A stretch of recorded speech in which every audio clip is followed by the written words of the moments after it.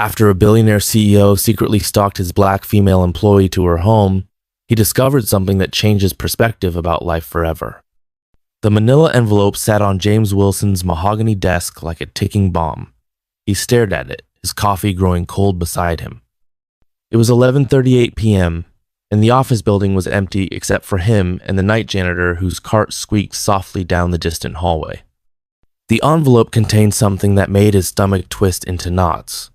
An employee request form that shouldn't have bothered him at all, but for some reason he couldn't stop thinking about it. "Can I please take home leftover food after my shift ends?" That's all it said.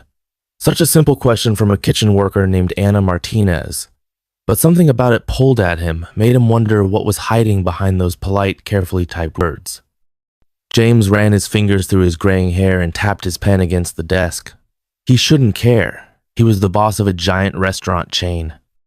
He dealt with million-dollar decisions every day, not employee snack requests. But he did care.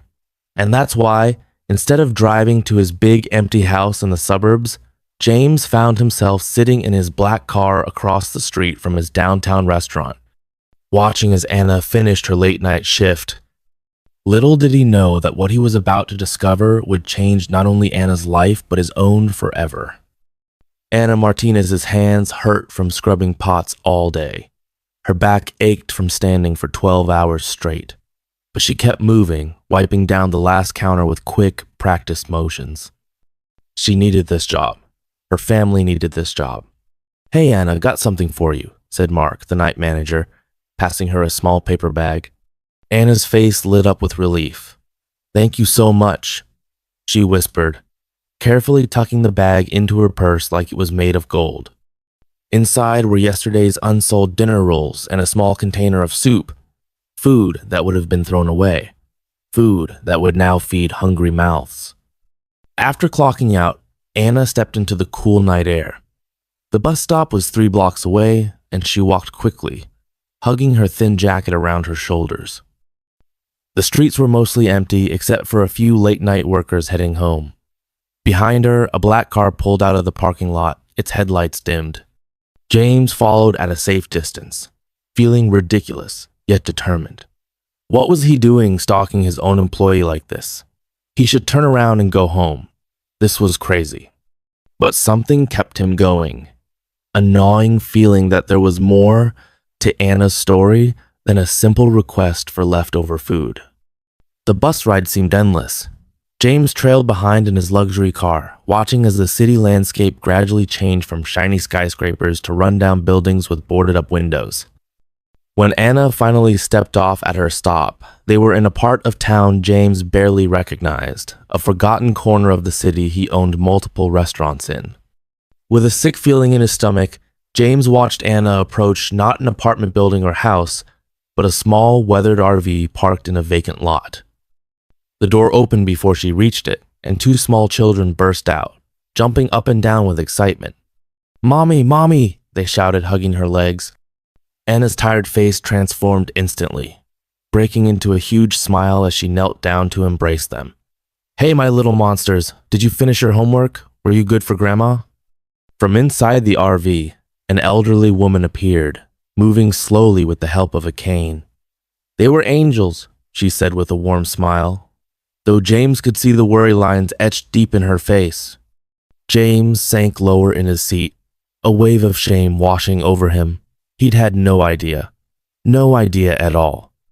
Inside the cramped RV, Anna carefully unwrapped the food she'd brought home, dividing it equally onto 4 chipped plates.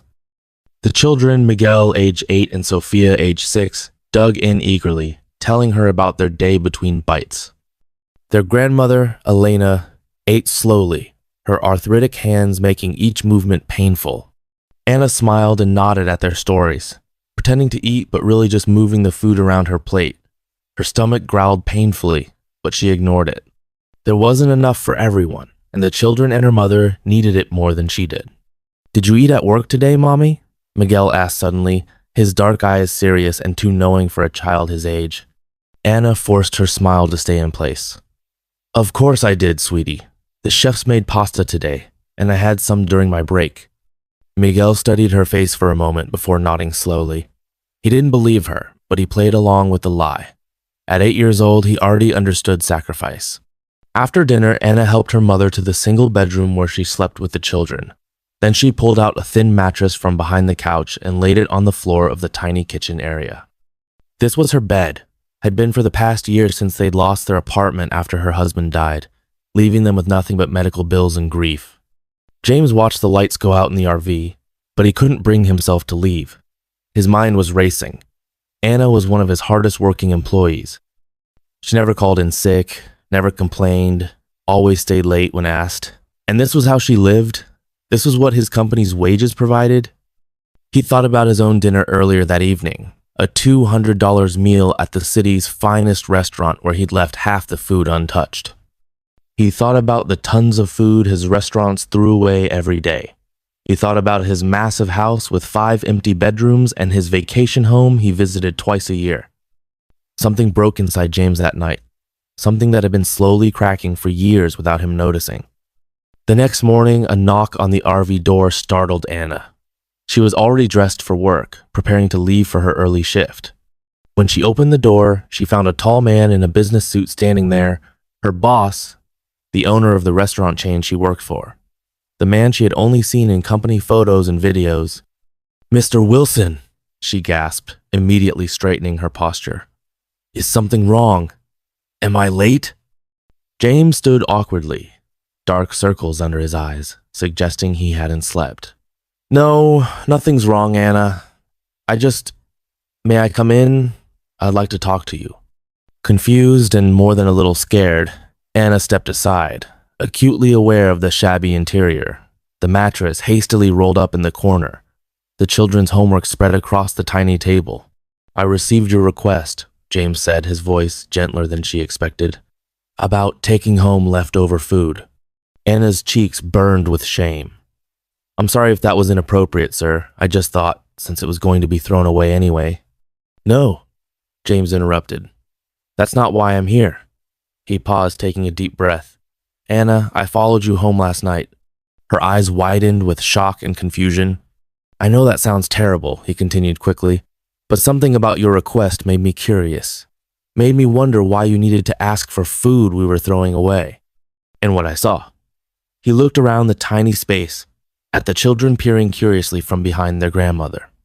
"What I saw made me realize how blind I've been. How blind we've all been." That conversation changed everything, not just for Anna and her family, but for every employee at Wilson Restaurant Group. Within a week, James had implemented emergency housing assistance for Anna, moving her family into a comfortable 2-bedroom apartment close to the children's school. But he didn't stop there. A mysterious figure named Charlie Reynolds began appearing at board meetings, a former homeless man turned advocate who spoke with raw honesty about poverty and survival. His presence made the executives uncomfortable, which was exactly what James wanted. Charlie became James's catalyst for change, pushing back against every argument about budgets and profit margins with real human stories. "You think a mother should have to choose between feeding her children and eating herself?" Charlie would demand, his voice rough from years on the street. "You think that's acceptable in a company that threw away $2 million in food last year?" Within a month, James had completely overhauled the company's pay structure. No employee would earn less than a living wage. Leftover food programs were established at every location.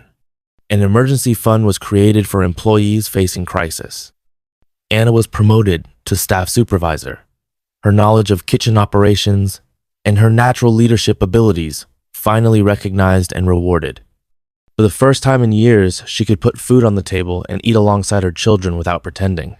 6 months later, James stood at the podium at the company's annual meeting, hundreds of employees and executives watching him expectantly. "A company is not just a machine for making money," he said, his voice firm. "It's a community of human beings working together. For too long, I measured our success by profit margins and expansion. But the true measure of success is the well-being of every person who works with us." In the audience, Anna sat with her children beside her, Miguel and Sophia now properly fed, properly clothed, properly housed. They were still learning, still healing from their years of hardship, but they were no longer invisible. James caught Anna's eye and smiled. Sometimes it takes seeing someone else's struggle up close to realize our own blindness. Sometimes it takes following an employee home in the middle of the night. The audience laughed, not knowing he was being completely literal. I learned a powerful lesson that night, James continued. The lesson that true leadership isn't about sitting in an office making decisions. It's about understanding the real lives of the people who depend on those decisions. It's about asking yourself every single day, am I doing enough? Am I seeing enough? Am I caring enough?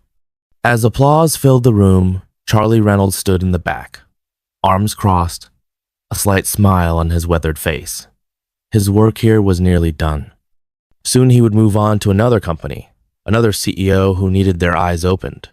But he would remember James Wilson and Anna Martinez, the boss who dared to look and the employee who unknowingly changed an entire company with a simple request for leftover food. Sometimes the smallest things create the biggest changes. Sometimes all it takes is someone willing to notice the truth hiding in plain sight.